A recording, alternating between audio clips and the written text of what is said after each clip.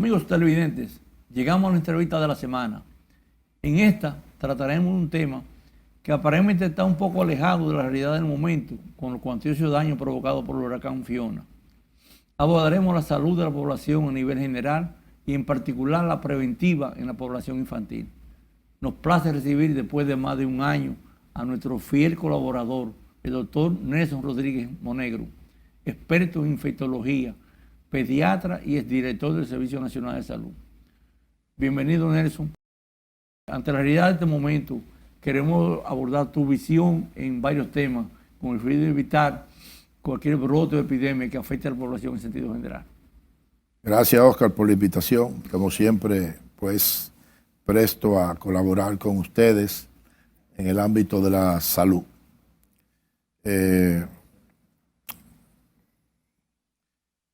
La verdad es que siempre hay una situación de riesgo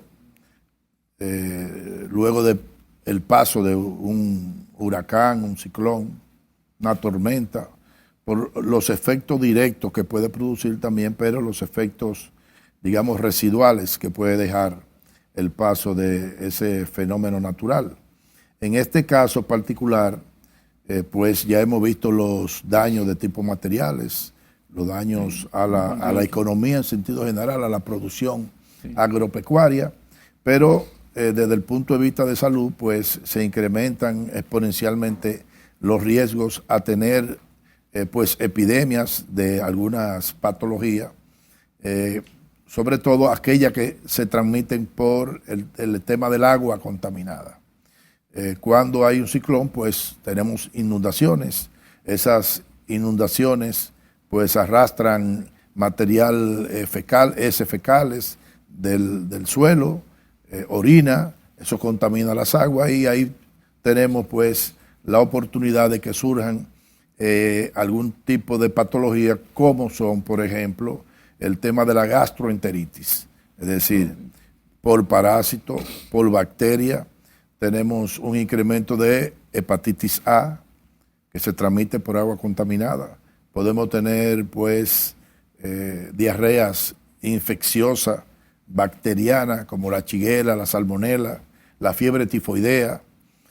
Todas sobre el agua que ingiere la gente contaminada. El agua que ingiere la gente contaminada. Pero supuestamente viene esterilizada esa agua de los acueductos, digo. No, entonces ahí tenemos un problema. Fíjate que cuando existe este tema, pues se afectan los acueductos. Okay. Primero dejan de operar en muchos casos. Pues ahora mismo hemos oído de que de 87 acueductos que estaban fuera de servicio, apenas 17 habían entrado a funcionar. Puede ser que las plantas de tratamiento sean afectadas porque los ríos arrastran una cantidad de sedimento, de troncos, ramas, en fin, y se afectan. También puede fracturarse las redes de distribución y de modo que la gente no estaría recibiendo en términos normales el agua que debe recibir. Entonces, por eso se llama a la población a que, pues, en el caso de utilizar agua para consumo, pues el agua sea hervida. Por otro lado, también el uso de 5 gotas de cloro por cada galón de agua y se ponga a reposo, pues, alrededor de media hora, pues eso también puede ser efectivo, previo, dependiendo de la turbidez que tenga el agua, de que esa agua pueda ser por lo menos colada, ¿verdad? Es decir, que hay que apartarle la cantidad posible de sólidos en suspensión en esa agua. Es decir, que esas son una parte de los problemas, pero también existen otro tema, y es el tema de una infección bacteriana como es la leptospirosis. Okay. La leptospirosis, pues usualmente puede ser transmitida por contaminación a través de la orina de animales infectados, que pueden ser las ratas. Sí, que cuando por la lluvia, las inundaciones salen de las cuevas donde están. Exactamente, pero también los cerdos, los perros, es decir, con excepción del gato, prácticamente cualquier animal puede transmitir a través de la orina si se ha infectado con la leptospira. Entonces, en estos casos, usualmente personas que andan descalzas en el fango, pues pueden contraer a través de la piel lacerada una herida en la piel que le penetre la bacteria.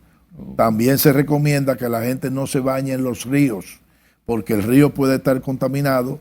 Igual si la persona en la piel tiene algún tipo de laceración, de herida, puede contagiarse con la enfermedad. Y sobre todo en este tiempo, porque la leptospirosis pues es una enfermedad bacteriana que cuando se hace el diagnóstico temprano, pues las posibilidades de sobrevida son altas, pero cuando el diagnóstico no se hace temprano, pues posiblemente la persona tiene mayor riesgo de complicaciones y fallecer. Nosotros por año tenemos usualmente entre 200 a 300 casos de leptospirosis y de eso fallecen entre 30, 40 personas cada año. Cada año. Pero cuando hay situaciones como esta, eso se puede incrementar. Yo recuerdo que en las inundaciones del 2009 más o menos, se dio una epidemia, que hubo más de 1000 casos de leptospirosis con más de 100 personas fallecidas por esta enfermedad.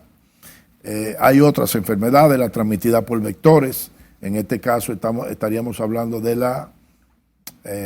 del dengue. Okay, pero el mosquito. Pero eso lo debemos esperar, digamos, 3 semanas, 4 semanas después. Porque cuando existe un ciclón, usualmente la velocidad del viento, las brisas, tienden a barrer el mosquito adulto.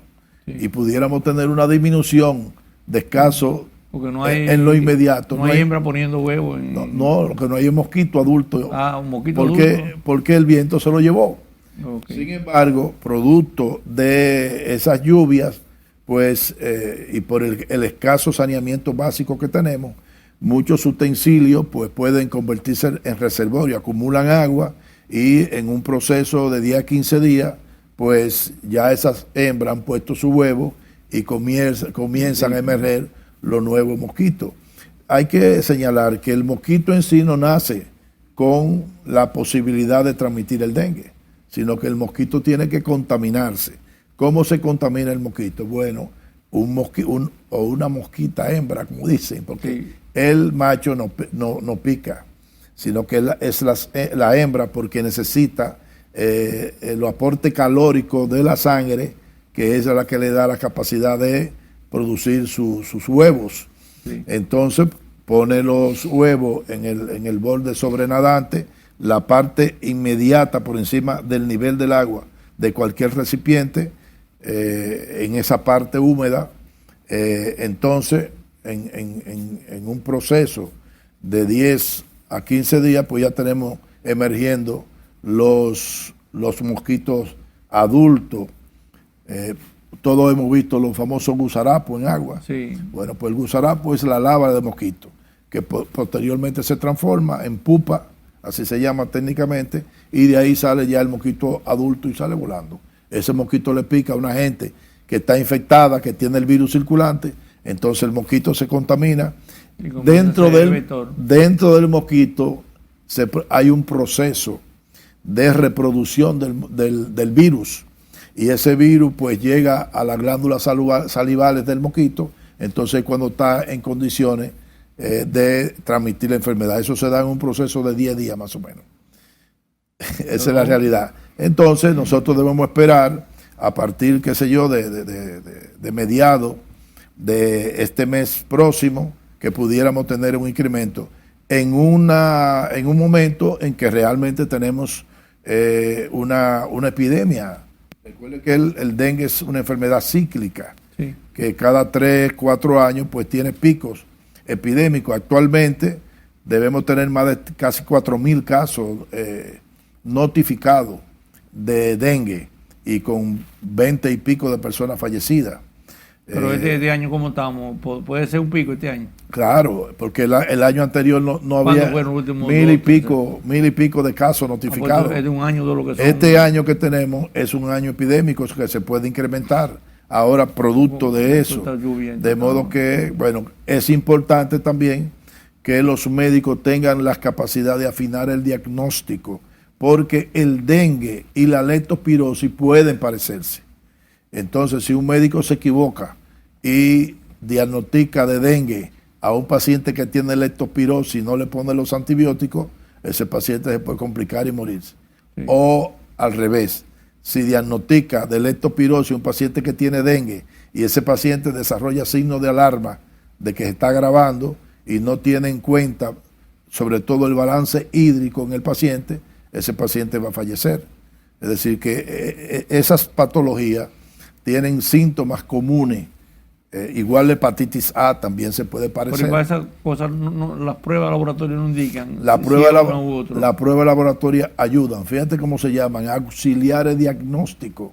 Le ayudan al médico, pero el médico tiene que tener presente cuáles son las diferencias entre una y otra enfermedad. Pero el dengue es bacteria también. No, el dengue es un virus. Hay 4 tipos de dengue. Si el dengue es virus y la leptospirosis es bacteria, ya el análisis debe dártelo.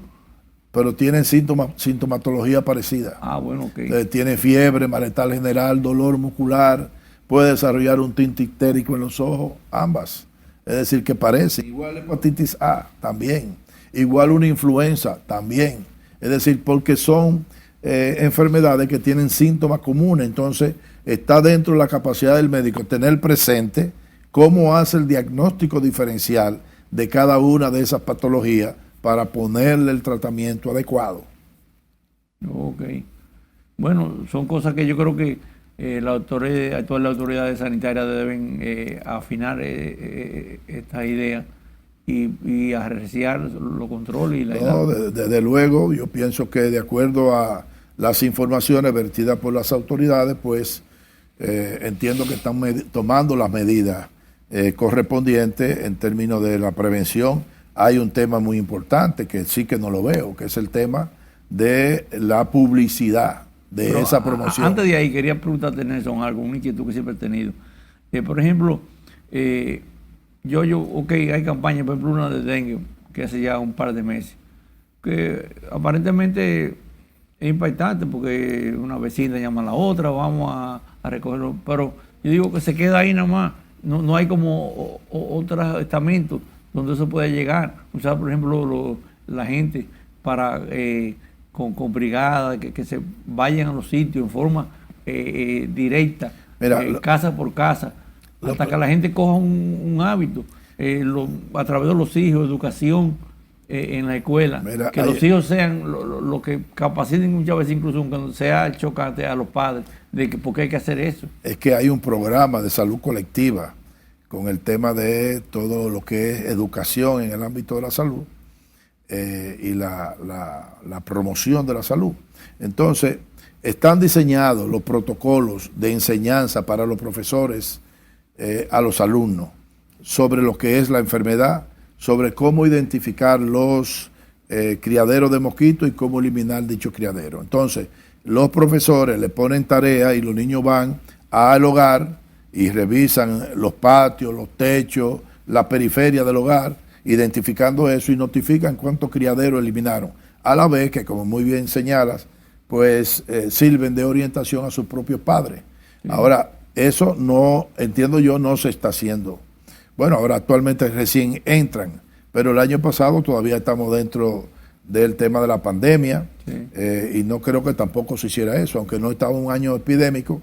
Pero ya la población dominicana debe conocer todo lo relativo a esa enfermedad. Que no debe existir ya prevenirla. Eso como un problema. No, sí siempre va a existir, porque el tema es que no ha habido una acción que derrote al mosquito.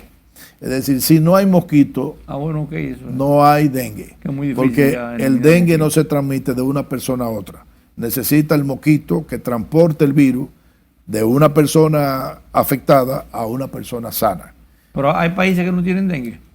Bueno, los países fríos, porque donde por el frío, pero los países tropicales, estamos hablando de Latinoamérica, Centroamérica, tienen y en Asia, es decir, Tailandia, todos esos países tienen constantemente epidemias de dengue, porque el tema es que no se ha podido controlar el mosquito. No ha habido un procedimiento efectivo para disminuir lo que sería la densidad poblacional del mosquito Aedes aegypti, que es el que transmite no solamente el dengue, sino que también es el mismo que transmite la chikungunya, que transmite el Zika, que transmite, en fin, la fiebre amarilla. Todas esas enfermedades son transmitidas por ese mosquito Aedes aegypti. Ya en el caso, por ejemplo, de la malaria, es otro mosquito, que es el mosquito Anopheles, la hembra del mosquito Anopheles, pero que también pueden incrementarse los casos de malaria, porque a diferencia del Aedes, que es un mosquito que se cría en el hogar, en aguas limpias, pues el mosquito Anopheles pues está usualmente en las rías, en agua estancada. Entonces también se produce esa situación con este tipo de fenómenos naturales, de modo que también pudiéramos tener un incremento de los casos de malaria, que ya no es una bacteria ni un virus, es un parásito, y que pues también tiene una alta letalidad en los casos de malaria, y que hay que diagnosticarlo tempranamente, y que también se parece a la leptospirosis. Fíjate la importancia de este tipo de patología, sobre todo que haya una orientación en la ciudadanía de buscar asistencia médica, y que los médicos estén constantemente actualizándose sobre estas patologías que son endémicas en la República Dominicana.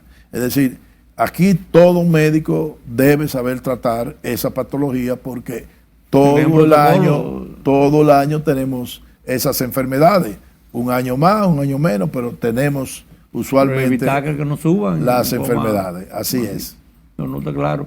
Y en esa línea también hay otras enfermedades que pudiéramos tener pendientes para más en esta situación particular que se ha dado. También, que todavía seguimos con temporada ciclónica. También otro tema es por ejemplo, el tétanos. Por lo mismo, nosotros no tenemos tétanos infantil porque pues la población está vacunada. Sin embargo, producto de la pandemia, pues los esquemas de vacunación se descuidaron, no solamente en República Dominicana, sino en muchos países, que hoy es un problema la baja cobertura de vacunación, por lo cual pueden resurgir una serie de enfermedades que estaban eliminadas o controladas. Por ejemplo, recientemente en Estados Unidos se detectó un caso de poliomielitis. En las Américas... Eso vi que yo entendía que la polio había desaparecido. Claro, ¿Cómo? Claro. Porque la polio desapareció en el 60 y tanto. Hace 30 años que en las Américas se erradicó la poliomielitis. Si mal no recuerdo, República Dominicana, los últimos casos datan del 2001, por ahí. 2001, igual que el sarampión. Igual que el sarampión. Tú has oído también que hubo brote en Francia de sarampión, brote en Estados Unidos de sarampión.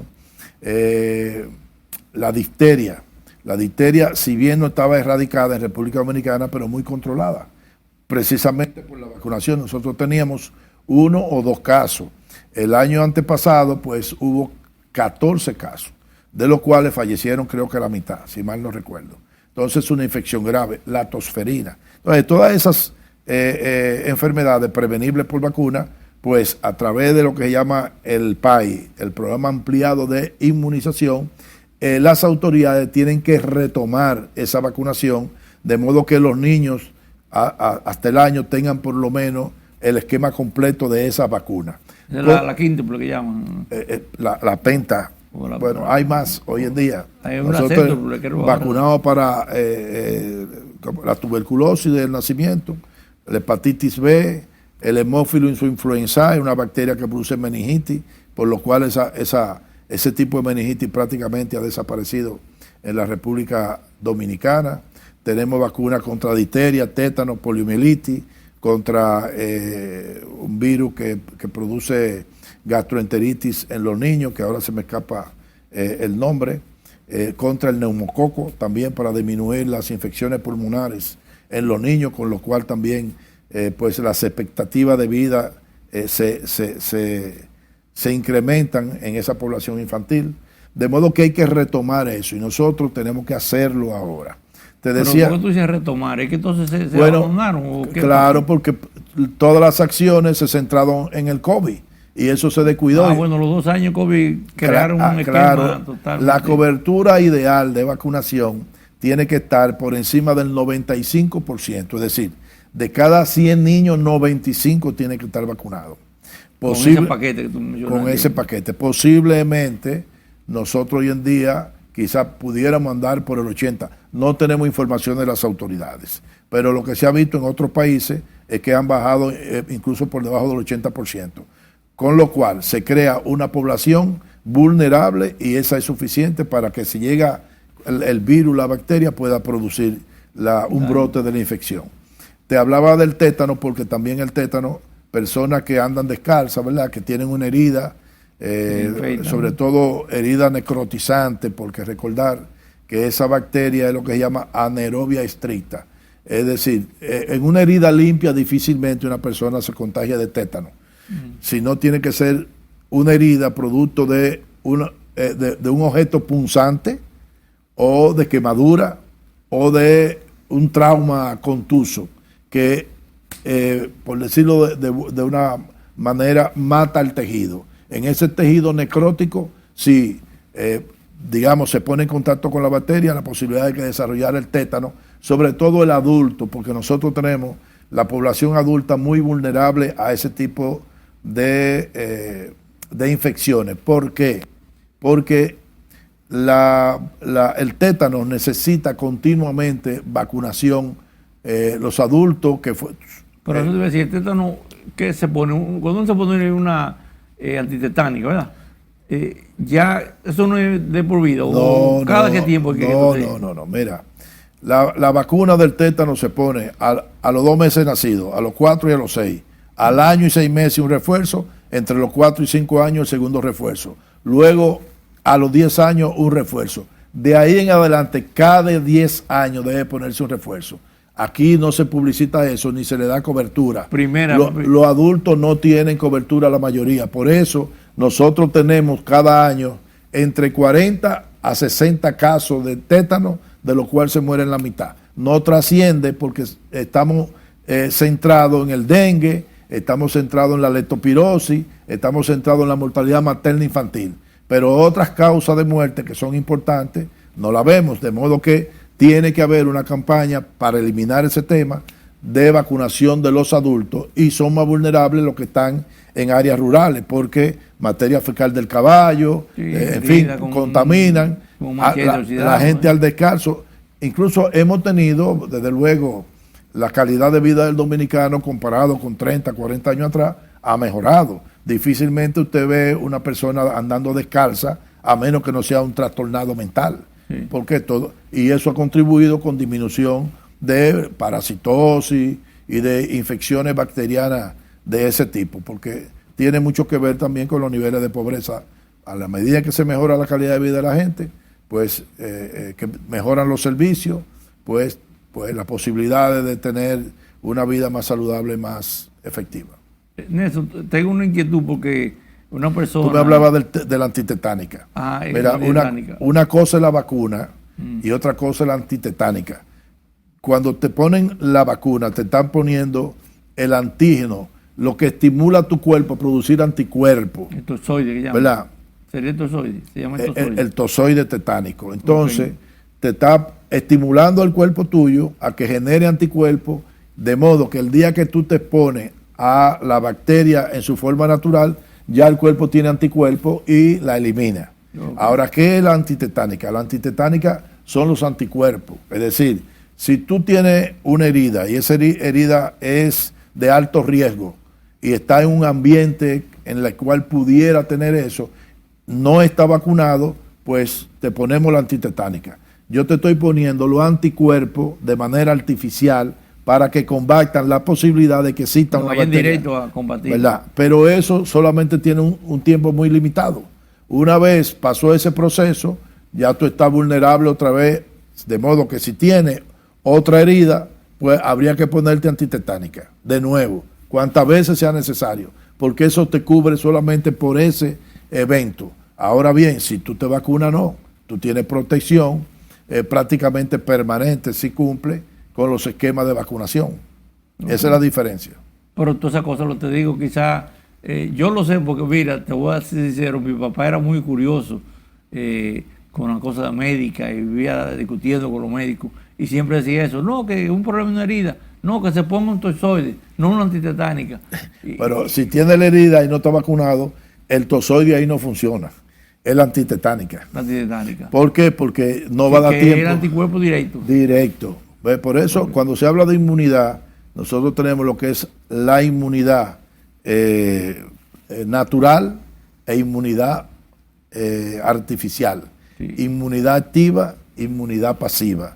Entonces todo depende. Si a ti, por ejemplo, te da sarampión, tú vas a generar anticuerpos, por lo cual tú eres inmune ya prácticamente para toda la vida. No te vuelve a dar sarampión, ¿verdad? Okay. Entonces esa es una inmunidad natural activa. Entró el virus a tu cuerpo, padeciste la enfermedad, él generó los anticuerpos y ya tú tienes permanentemente pues esa memoria inmunológica para ese virus, ¿verdad? Entonces eso es natural, activo. Cuando, por ejemplo, nosotros vacunamos a la madre contra el tétano para protegerla a ella, desde luego, pero para proteger el recién nacido. Entonces, ¿qué pasa con el recién nacido? Que la madre genera anticuerpos, esos anticuerpos le pasan al niño, de modo que eso disminuye lo que es el tétano neonatal. Digamos, un niño que nace con condiciones no asépticas, se contamina a través del cordón umbilical, puede desarrollar un tétano. Si la madre está vacunada, la madre le pasó el anticuerpo al niño, el niño tiene protección por los primeros 6, 7 meses de vida. Para el niño, entonces, una inmunidad natural pasiva. Pasiva porque él no fue el que generó el anticuerpo, fue su madre que se lo pasó a él, pero de manera natural. Es su anticuerpo. Para él es pasiva, ¿verdad? Entonces, así se va definiendo esas cosas. De modo que hoy lamentablemente tenemos muchas, digamos, animadversión de ciertos grupos contra las vacunas. Si nosotros tenemos expectativas de vida hoy que rondan en promedio el 80% en la mayoría de los países, pues se deben en buena parte a las vacunas. Porque anteriormente por sarampión se morían millones de personas. Poliomielitis, todas esas infecciones diezmaban las poblaciones a principios del siglo XX, antes de que existieran la vacuna. A finales del siglo pasado, la gente debe llegar a 35 años. Por eso tú has visto también hoy es 73. Toda la controversia con respecto al tema de la vacunación del COVID, que fue apresurada y esos grupos que externan posiciones antivacunas, cuando uno lee los argumentos no tienen ningún tipo de evidencia científica que avale ese requemor que tienen contra la vacuna. Y sí entiendo, particularmente con respecto al COVID, pues la vacuna tuvo una alta incidencia en que la población hoy en día, por lo menos el COVID, prácticamente se ha convertido en una infección gripal, viral, banal. Y eso que yo veo, Nelson, que en base a lo que era la expectativa original y los retos que habían, no se llegó a vacunar ni siquiera el 50% de la población mundial. O sea, de los 7 mil millones de habitantes que hay. No se vacunaron. No, entonces indica que como quiera. Pero hay más vacunados que no vacunados. Y también hubo mucha gente que le dio la infección. De modo que eso opera como una vacuna. Sí. Es decir que... Le dio pasiva, que no da síntomas. Claro, no dio síntomas, nunca fueron a ningún lado. Por ejemplo, aquí se notifican alrededor de 600,000 y pico de casos notificados del virus. Pero eso tú tienes que multiplicarlo prácticamente por 5. Es decir, posiblemente aquí la mitad de la población se afectó del COVID. Y así ocurre con otras infecciones. Por ejemplo, el mismo dengue. El mismo dengue, solamente un 5% se complica. El 95% es una infección banal, como una virosis, como dice la gente, que le da fiebre, malestar general, dolor muscular. Por eso no pasa de ahí. y muchas veces toman calmante, analgésico, se hidratan bien en su casa y no van ni siquiera al médico. Okay. Pero le dio, entonces esa persona se hace inmune. Recuerda que en el tema del dengue hay 4 virus y que teóricamente a ti te puede dar dengue 4 veces. Okay. No te vuelve a repetir por uno de ellos. Entonces, eso explica también muchas veces por qué la enfermedad es cíclica. Si, por ejemplo, nosotros tenemos 10 años que no circula uno de los 4 virus, pues se va acumulando una población sensible a ese virus específico. El día que entra ese virus, pues produce una epidemia, porque hay mucha gente, sobre todo en niños. Seguro. Porque a nosotros posiblemente no ha dado dengue por los 4 tipos de virus y no nos hemos dado cuenta. Por lo menos yo recuerdo uno que sí me dio dengue con signo de alarma y estuve ingresado. Y a mis hijos, a los 3 le ha dado dengue y los 3 hicieron dengue grave. Okay. Los 3 hijos míos hicieron, incluyendo uno 2 veces, la más pequeña. En fin, son patologías, reitero, endémicas en República Dominicana y que nosotros tenemos que estar alerta sobre las mismas. Sí.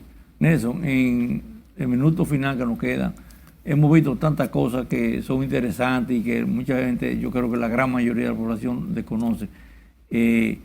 Una situación final a la ciudadanía con respecto a esto que hemos tratado en esta media hora y en particular a las poblaciones de estas 5 o 6 provincias que fueron afectadas por el fenómeno. Bueno, gracias. Pienso que lo primordial, sobre todo en temas de la salud infantil, pues es que los padres pues tengan conciencia de que deben vacunar a sus niños y que esas vacunas son gratis, que la tienen en todos los hospitales, en todas las clínicas rurales. Es decir, en el país hay más de 1000 puestos de vacunación donde están disponibles esa vacuna. Los niños, desde su nacimiento hasta el año, tienen que hacer un esfuerzo para que estén cubiertos y que sean inmunes a esas enfermedades que hoy en día comienzan a resurgir. De modo que la vacunación es sumamente importante. Con respecto al tema de post-huracán, pues exhortarle a esa población que ha sido afectada y que se han desplazado, pues hervir el agua, incrementar la medida de higiene, el lavado de la mano, si están, digamos, desplazados en centro de albergue, de su albergue dispuesto por las autoridades, ya sean escuela o cualquier tipo de establecimiento, iglesia, pues evitar el acercamiento físico. A veces es difícil porque están hacinados, pero yo recomendaría en esas circunstancias el uso del cubreboca, del bozal, porque eso impide no solamente el tema del COVID, sino otro tipo de patología, de virus gripales. Se nos olvidó abordar que cuando están esas personas hacinadas, pues también se incrementan otro tipo de problemas. Aparte del problema psicológico, y deben tener apoyo psicológico por el tema del desplazamiento, también hay enfermedades de piel, como son la escabiasis, que es un parásito externo que produce mucha comezón y que hace poco tiempo tuvimos pues en primer plano hablando de la escabiasis. En fin, yo creo que extremar la medida y dentro de las posibilidades, pues yo creo que algo que ayuda es de acuerdo a las autoridades que tienen unidades móviles en esos sitios donde pues le acercan la atención médica a las personas que están en esas condiciones, y esperamos que lo antes posible pues se restablezca pues su modo de vida normal y que tengamos presente que ya el tema de huracán en República Dominicana no podemos verlo como algo imprevisto, sino que tiene que haber la asignación de fondos, porque nosotros estamos en el mismo trayecto, no solo del sol, sino también en el mismo trayecto de los huracanes, y que prácticamente todos los años puede pues azotarnos 1, 2 y hasta 3 huracanes. Aprender a convivir con ellos. De modo que no hay que estar buscando, sino que hay que tener una reserva, tener la planificación de eso y tener, digamos, capacitado pues los equipos competentes para lidiar con este tipo de contingencia. Gracias, Nelson, por estos consejos tan importantes a la población para que reconozca la importancia de la salud en este ámbito amplio de lo que es evitar y prevenir todo este tipo de enfermedades que ya son prácticamente en el día a día de nosotros. Gracias a ti por la invitación. Bien, amigos, con la entrevista concluimos el programa. Muchas gracias por su atención. Le esperamos el próximo sábado a esta misma hora. Muy buenos días.